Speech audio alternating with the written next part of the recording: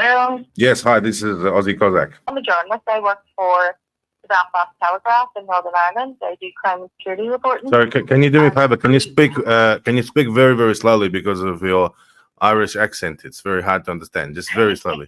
Just pretend I'm a child. Yeah, you're okay. It's a very strong accent. I understand that. Mhm. So I am a crime and security reporter working for the Belfast Telegraph in Northern Ireland. And we are reporting on a story in relation to yourself having contacted a number of people, including some loyalists from Northern Ireland, asking that they want to work collecting footage from the recent race riots that have been taking place across the UK. You can tell me if that's wrong. And just as I asked in the Twitter message, is that something that you're doing as your own commercial enterprise, or is this something that you're doing on behalf of the Russian authorities? That's basically it. Okay, so look, it's important that you don't twist my words, I don't twist your words.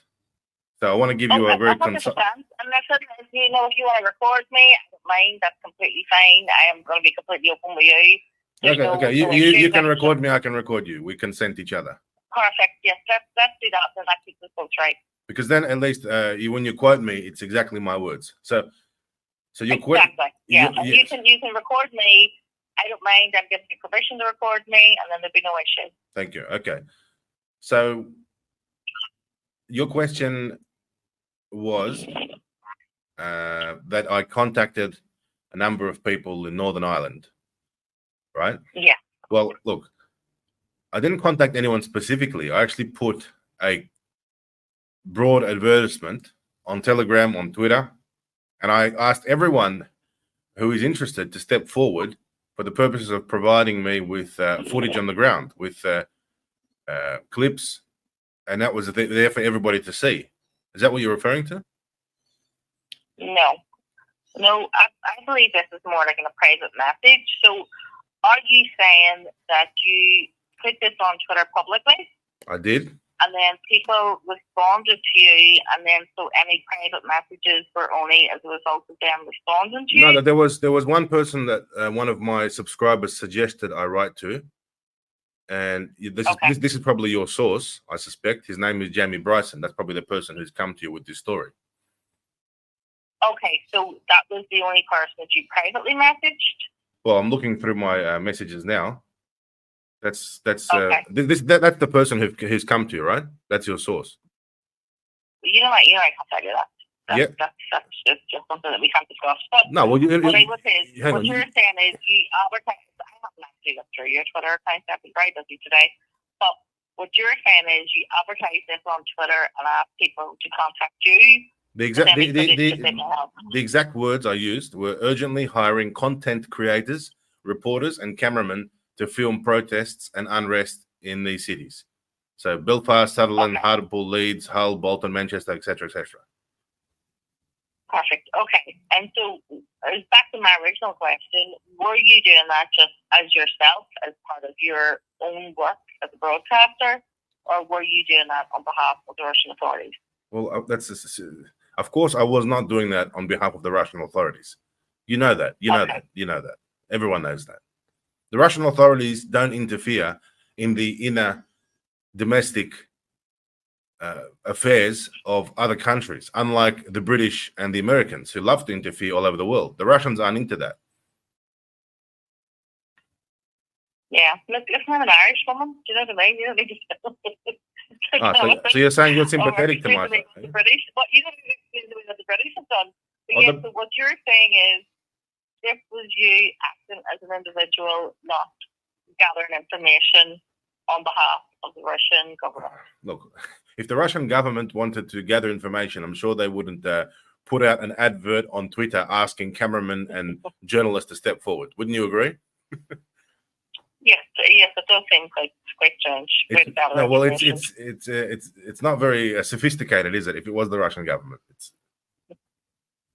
no, not at all. And so what was it you were planning to do with the footage? One of the main thing is, and one of the things that I was involved in for many years in Australia prior to this, was holding police and authorities accountable during protests and unrest situations, just as we had during lockdowns. One thing I encouraged through a campaign in Australia was the FTP campaign, Film the Police. Because when police are under the scrutiny of being filmed by members of the public, police tend to behave them in a completely different way.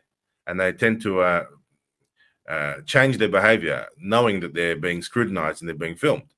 And of course, we have heard many instances of unrest and arrests and so forth. And my aim was to promote free, independent journalism in the UK and Ireland, and ask people, give people a platform. Send your clips. Let's get some clips going. Unfortunately, not many people came forward. And the reason is because people are afraid. People are afraid to even observe protests, to observe rallies. And people have told me that they're scared because they don't want to be arrested by the Nazi British Starmer government. And that's a big problem. Yeah, and so where were you going to use the footage? Like, where were you going to broadcast that? Is that on? I know that you do some work as a broadcaster for Sputnik. It's not for Sputnik. No, I can tell you that was not for Sputnik. That's just you could say a social media independent private investigation venture. Sputnik did not ask me to. You were going to put that out on your own channel? Because we have a lot in common in Australia and Ireland and the UK. We were all also fighting against lockdowns and against government mandates. So we sympathise with protesters and with people who are standing up for their communities. I heavily sympathise with them, and many people around the world sympathise with the people on the ground in the UK and Ireland. I'd like to support them in every way possible. And if we can support them more, we will support them more. But one main aspect of support is giving them a platform and getting the word out there, giving them the opportunity to be heard internationally. But the answer to that question is no.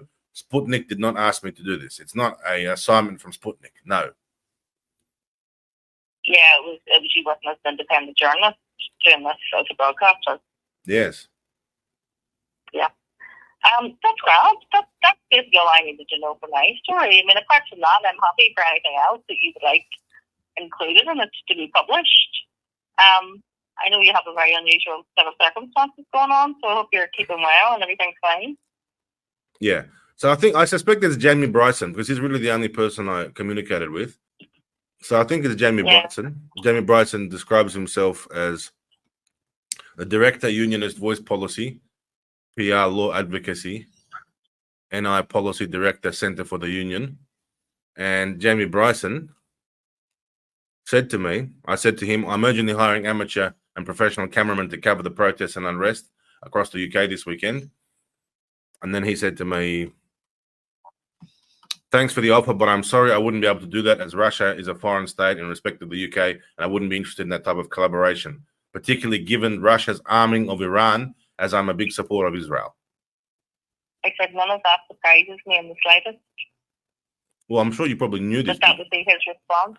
Well, yeah. Well, and if he's the one that's gone to you and tried to throw me under the bus and say, look, the Russians are trying to recruit me. Listen, do you know something? Don't be thinking that anyone's throwing you under a bus. I don't think anyone's getting thrown under a bus. I mean, from my point of view as a journalist working here, I know that I find it quite interesting. I find it quite fascinating that there would be global interest, I suppose, in what's going on here. This is obviously a very complicated and fluid situation. You know, we have had these riots that have been based on racial tensions, on immigration that has been building across the UK, this moves to Ireland. All of that, as a journalist, I find very interesting to cover. So, from my point of view, it's fascinating to me just that someone like you, who has such a big profile, would need to be interested in what's happening in this tiny little place. Look, I'll tell you that I put the call to the general public for people to offer their footage and their videos of the unrest on the streets, because I believe that the government heavily censors the truth on the streets, and it's important for social media people to strive to bring the truth to the masses.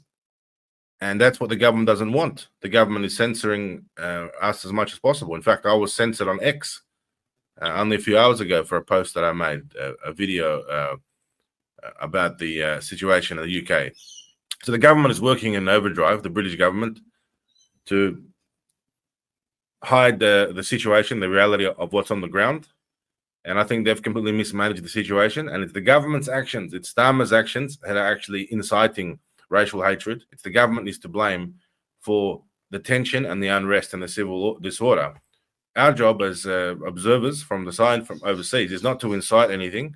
The government of the UK is doing a great job at that without our help. Our job is to observe and is to publish and to broadcast and to give a platform to the people of UK, the besieged people of UK. Give them a platform. So this has nothing to do with Russia. Don't forget, I was born in Australia. I'm an Australian citizen. I remain an Australian citizen, although I was given Russian citizenship by Vladimir Putin last year. I still remain an Australian citizen, and I've got a long history in Australia of public activism, protests, fighting against government lockdowns, pushing back against police intimidation tactics, organizing mass events, mass rallies, mass protest marches all around Australia and overseas, in fact, in other countries, Europe, Africa, United States. We collaborate everywhere. We've got a very strong community of people that were formed globally as a response after the lockdowns and mandates, including the Worldwide Freedom Rally and other affiliated movements. So, look, don't be surprised that we in Australia are interested in what's happening in the UK, and we're willing to collaborate and even support people on the ground. So if anybody wants to get in touch with me through your article, please reach out. We'll try and help you as much as you can. If you need cookies, we'll give you cookies. If you need barbecues, we'll give you barbecues. If you need fresh water, we'll give you fresh water. If you need other materials and support and help, I privately, as a private person, I'm going to do that. And it's not unusual again. I'm the type of guy who orders pallets of beer to Victoria in Melbourne when the Premier, Dan Andrews, was sacked. Who organises free barbecues around the country, just as a charitable thing to support people. And I'm willing to do the same thing for the people in Northern Ireland and the UK. Okay, and so I didn't realise that you were still an Australian citizen. I thought you had to give that up. No, I'm still an Australian. Still an Australian, yeah. Yeah. The government might reconsider my citizenship of Australia, but still, to this day, nobody has stripped me of Australian citizenship yet. Yeah. Obviously, it's not a long-term plan where you are. You can't stay in an embassy forever. I'm assuming you'll have to have some sort of forward plan going forward from now. Well, until a resolution, a settlement is reached on my direct exit from Australia, free passage to Russia, until that settlement is reached through diplomacy and my legal team negotiating some type of an arrangement, until that date, I'll work as hard as I can, as much as I can, and make the most of my circumstances. And thankfully, my circumstances don't prohibit me from broadcasting and conducting my journalistic activities. So if it's for the long term... Okay. No, I'm really pleased. I'll have a good look through all your Twitter accounts and your social media, because I find it fascinating. I have been to Russia. I've been to Moscow before. It's beautiful city. Oh, that's nice to you. Did you enjoy Russia? I really did. I thought Moscow was fascinating, absolutely fascinating. Very beautiful as well. It's not like what the West seems to portray it, is it? It's far from that. Oh my goodness, no, it's so affluent. Like, so affluent. I mean, I suppose the one thing, I did a lot of tours, like a lot of the museums and all that sort of stuff, but yeah, I mean, the tube stations, the metro stations are works of art. I mean, it is the most beautiful city. It really is. Yes. Yeah, it's very nice. I really enjoy it. You're always welcome. You're always welcome back to Moscow, especially if you write this article in a favorable way. No problem. No problem. I'm not sure what the PSNI, who clearly also listening to my phone, could be thinking about that. But anyway, it was lovely speaking to you. So before you broadcast, once we publish, what's your angle? You sound like you're not so against me. You're slightly curious and favorable. I'm not against it. I'm not against it. I want to be quite honest with you.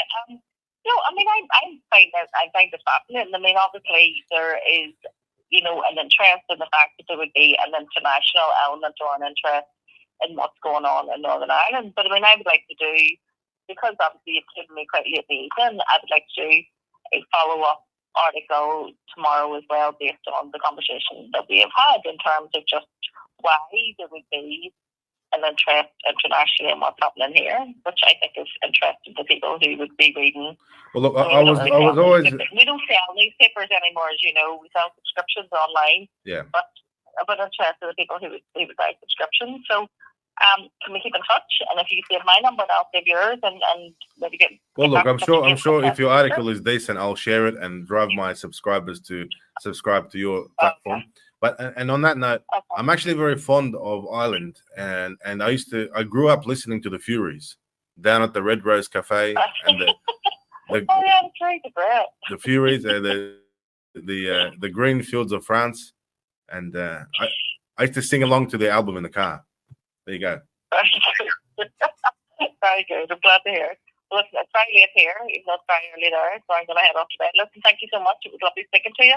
Thank you very much. And I will make sure I update my article accordingly. Okay, thank you. All right, bye-bye.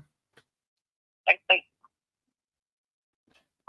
Well, there you go, ladies and gentlemen. That's how you deal with the mainstream media journalists. It's been documented. It's there for you to see. They're obviously digging up a story. They're trying to insinuate that somehow Russia is behind the unrest in Northern Ireland and the UK. Am I Russia? No.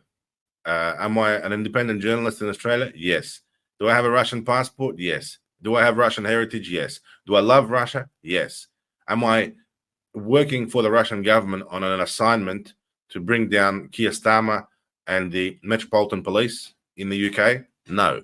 Is Russia interested in bringing down the British government? Probably yes. But does Russia do that? No, because Russia doesn't interfere in the domestic affairs of other countries. You know why it doesn't interfere? Because they have you and I and all of the other independent freedom people and journalists and social media commentators around the world who are willing to do that on a voluntary basis without instructions from Moscow. And that's what the British government is against. They know the Russians aren't involved, but they know mums and dads like you and I out there all over the world are having their say. And that's why they're trying to shut us down, shut you down on social media, suspend, ban, arrest, extradite, censor, gag. That's what they're doing. And everyone can see that. Everyone can see that the British government, under the direction of Prime Minister Keir Starmer, is in panic mode. They're trying to hide the truth, which is why we put the call out for people to submit video materials, reports, and we are still continuing to ask everybody, when you're on the streets of Northern Ireland, when you're on the streets of the UK, take out your camera phones, take out your video recording devices and make videos. Always film the police, always film what's going on around you. It'll come in handy. And this is something we learned in lockdowns in Australia when we had the Film the Police campaign. To all our friends in Northern Ireland and Great Britain, continue holding the line. We will continue unashamedly to support you as much as possible against tyranny, against censorship, and against persecution that you're under from the British government of Prime Minister Keir Starmer.